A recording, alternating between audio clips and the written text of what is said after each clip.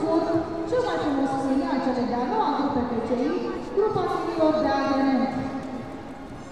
După alegerea celui mai frumos câine al expoziției de astăzi, Bestișor de astăzi, urmează alegerea Supreme Besti Show-ului, celui mai frumos câine al întregului weekend expozițional kinologic de astăzi de la Iași.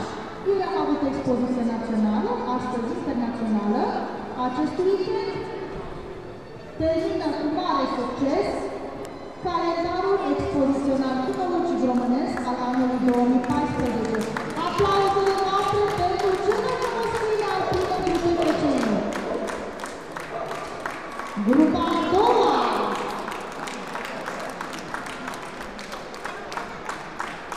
Grupa a treia.